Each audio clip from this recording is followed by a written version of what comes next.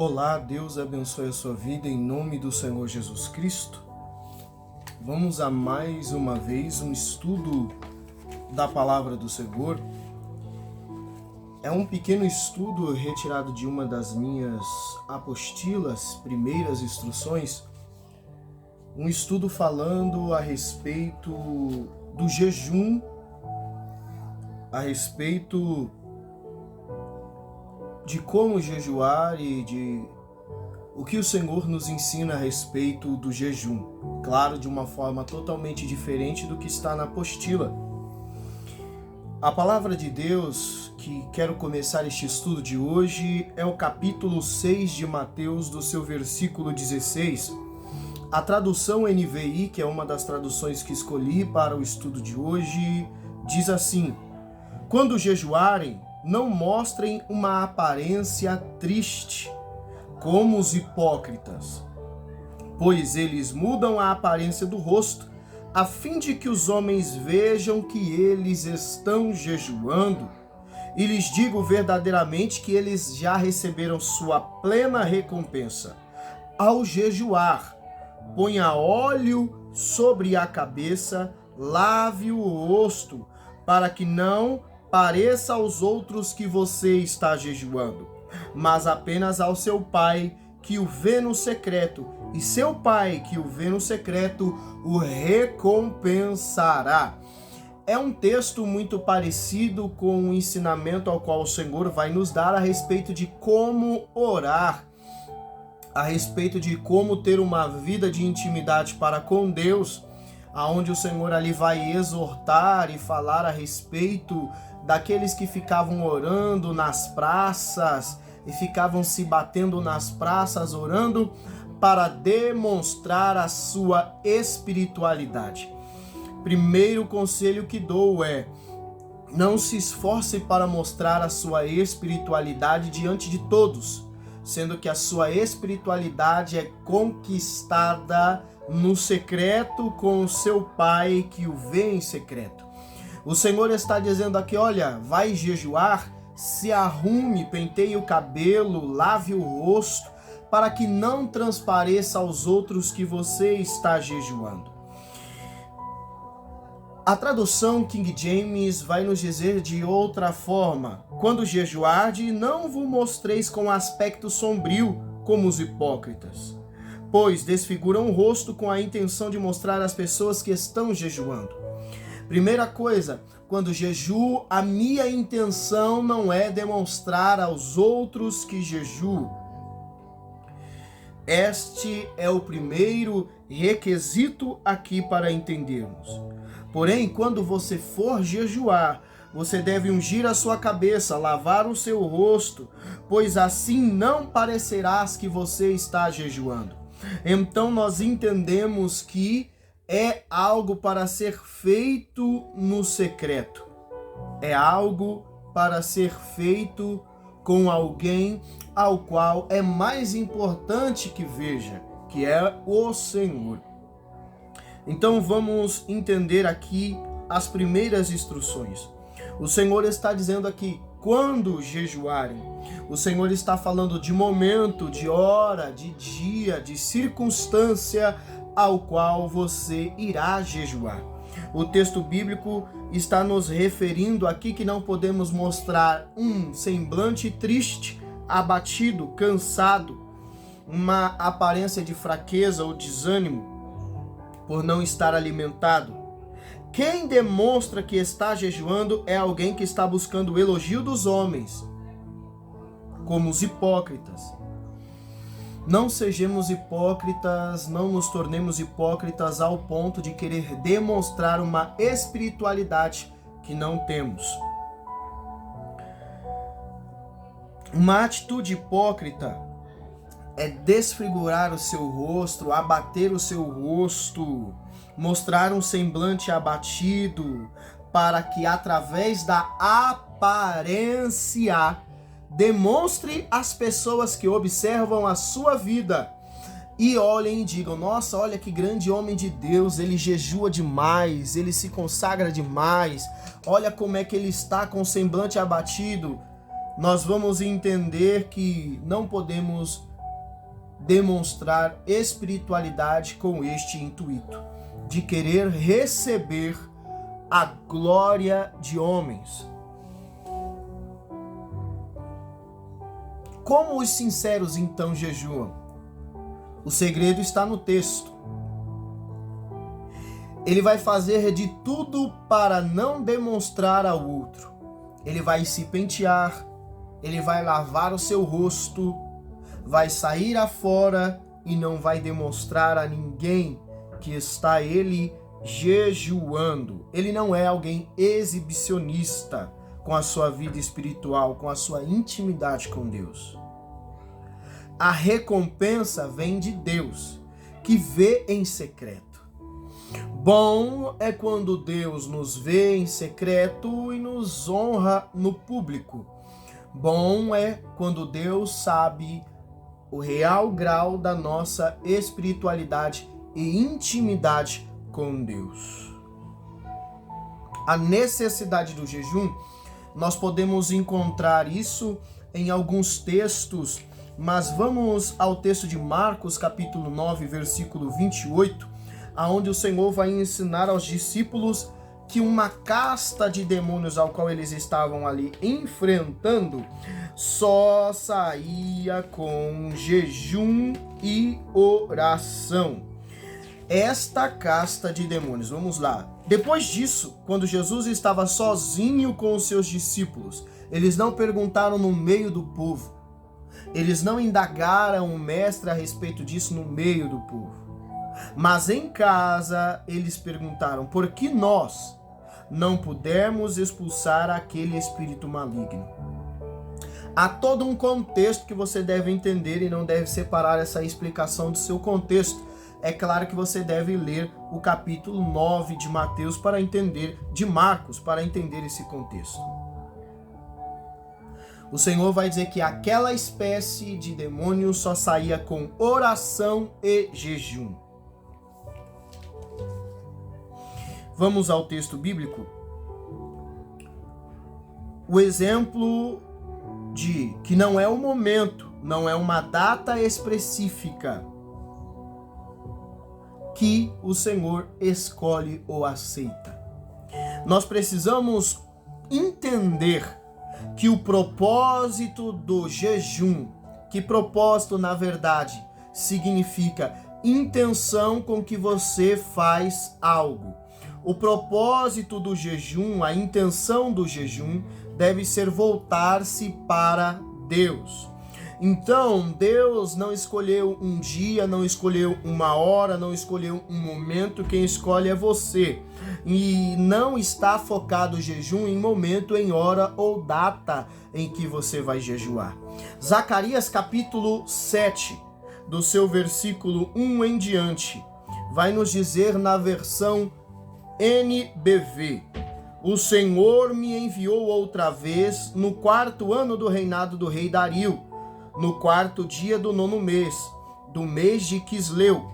Os judeus da cidade de Betel haviam mandado um grupo de homens, liderados por Serazer, o chefe pessoal do palácio real, e Regem-Meleque, ao templo do Senhor em Jerusalém, para buscar a ajuda do Senhor, para perguntarem aos sacerdotes do templo do Senhor dos Exércitos e aos profetas que deveriam continuar com o seu costume tradicional de jejuar ao Senhor dos Exércitos no 5º mês, como já haviam fazendo tantos anos.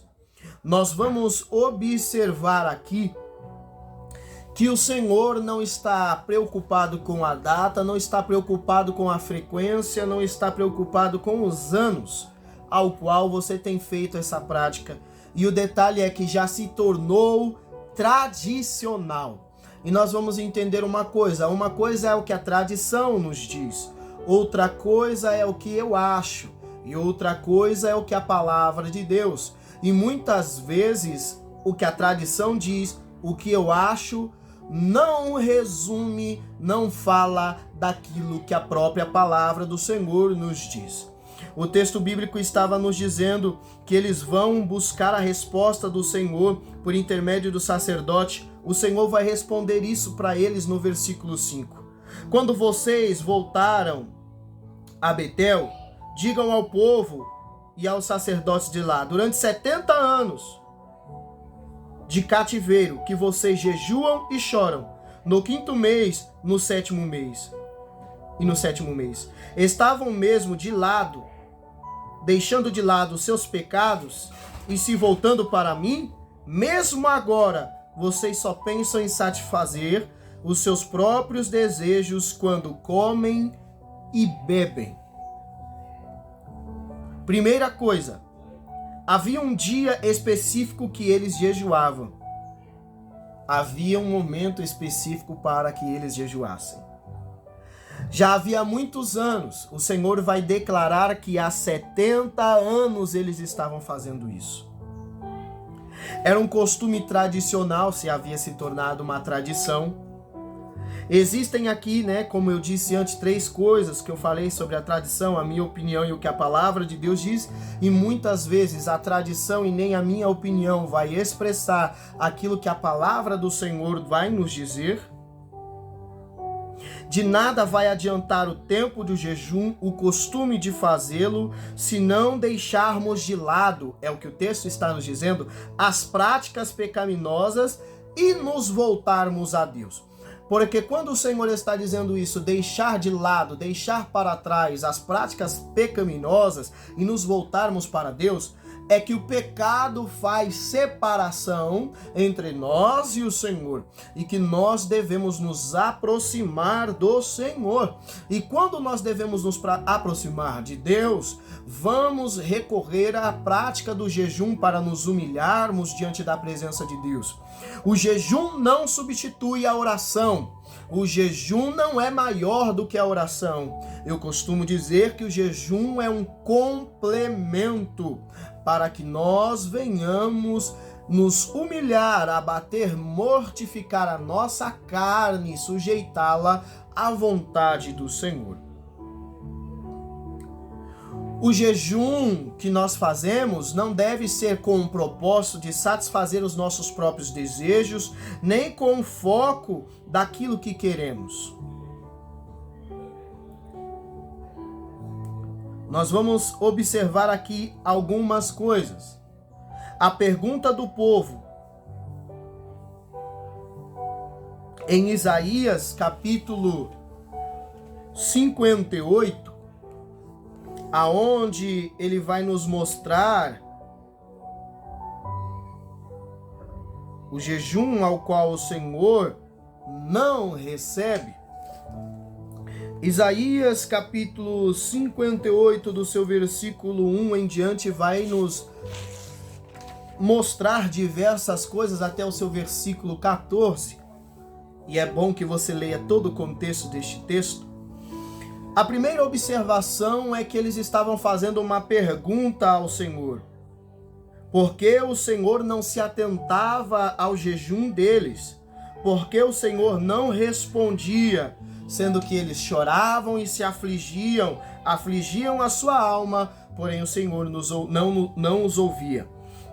A resposta do Senhor é: eis que no dia em que jejuais, achais o vosso próprio contentamento e quereis todo o vosso trabalho. Isso já vai nos fazer entender que é um motivo errado. Eles estavam com o pensamento de que se jejuassem, Deus era obrigado a ouvi-los. E Deus não é obrigado a fazer nada para nós. Se Deus faz algo para nós é por causa da graça e porque a graça do Senhor é o favor imerecido. Não podemos fazer nada para recompensar ou pagar a graça, mas fazemos porque somos gratos pela graça do Senhor. Em gratidão, Deus nos abençoa porque Ele deseja nos abençoar. A resposta de Deus, então, nós já vemos. Aqui já observamos o motivo errado ao qual eles estavam jejuando. O motivo era receber algo de Deus. era obrigar Deus a fazer algo a eles. O jejum não serve para colocar Deus na parede. Um outro motivo era que o povo jejuava, entrava em contendas, em debates, jejuavam e desferiam socos brutais, jejuavam e terminavam em rixas, em brigas, em intrigas, jejuavam e assim não se pode esperar uma resposta de Deus. Quando você jejua, mas não vigia. Quando você jejua, ora e se humilha, mas não pratica a vontade do Senhor. O foco do jejum não é um momento específico. O foco do jejum não é um dia, uma data, uma hora. Sim, e isto, quando nós especificamos um dia, uma data, uma hora, um lugar, isso pode nos gerar um costume, que pode nos trazer uma tradição e que muitas vezes pode não expressar a vontade de Deus para nós. E eu não estou falando mal de tradição, existem tradições que devem ser mantidas, que devem ser cultivadas, os marcos não devem ser removidos. Os alicerces não devem ser removidos, sim, devem ser mantidos, mas nem todas as tradições vão expressar a vontade do Senhor para nós. Então, o que o Senhor estava querendo com o jejum? O Senhor estava querendo que eles se abatessem, se humilhassem na cinza e no pó, como muitos jejuavam outrora, se humilhavam na cinza e no pó, para então receber ali a atenção do Senhor. Vamos lá ao desfecho. O que era que o Senhor estava desejando no jejum? E você pode encontrar isso no capítulo 58 de Isaías. O Senhor estava querendo que eles soltassem as ligaduras da impiedade. O Senhor estava querendo que eles desfizessem as ataduras do jugo. O Senhor estava querendo que eles deixassem livres os quebrantados. O Senhor estava desejando que eles desprezassem todo o jugo. Jugo é algo ao qual era colocado sobre os ombros dos bois, sobre os pescoços dos bois, para que eles então, se fossem dois, levassem a carga distribuidamente entre os dois. O jugo era o símbolo do Senhor a respeito daquilo que era sua posse, pois só colocava um jugo em um boi quem fosse dono dele. Vamos então observar diversos motivos para jejuar a Deus, e muitos deles é para que nos voltemos a Deus. O maior motivo do jejum é para que ganhemos intimidade com o Senhor e não para recebermos algo de Deus. Nós vamos ver algumas referências quando você olha lá em Joel capítulo 1, versículo 14, Jonas capítulo 3, versículo 5 a 10, Daniel capítulo 9, versículo 3, Esther capítulo 4, versículo 16, Neemias capítulo 1, versículo 4, Lucas capítulo 5, versículo 33 ao 35. Nós podemos observar que sempre o jejum nos levará a fazer a vontade de Deus e nos aproximarmos de Deus quando abatemos a nossa própria vontade, quando fazemos a vontade do Senhor. Quando nós vamos observar o versículo 8 ao 14 do capítulo 58 de Isaías, nós vamos observar os frutos daqueles que praticam o jejum da maneira que Deus deseja. Nós devemos então, e o motivo real do nosso jejum deve ser retirar o jugo do nosso meio, devemos parar de estender o dedo e devemos parar de falar vaidades, mas sim devemos fazer e abrir caminho para a alma do faminto. Nós devemos levar o alimento ao faminto, fartar a alma aflita da palavra de Deus. Nós devemos fazer com que a nossa luz resplandeça no meio das trevas. E se fizermos as atitudes que Deus deseja que nós façamos, nós então, se tivermos alguma escuridão, essa escuridão será como o meio-dia, pois assim o Senhor nos guiará continuamente e a nossa alma será farta até mesmo em lugares secos. Ele fortificará os nossos ossos, seremos como um jardim regado e como um manancial cujas águas nunca faltam. O Senhor ainda continua falando no meio deste texto. Eu espero que isso tenha sido esclarecedor para você, que Deus te abençoe, que você compartilhe, comente e que você venha crescer na graça e no conhecimento, e que a demonstração deste crescimento venha a ser nas práticas daquilo que você está aprendendo. Deus abençoe o seu estudo em nome do Senhor Jesus Cristo.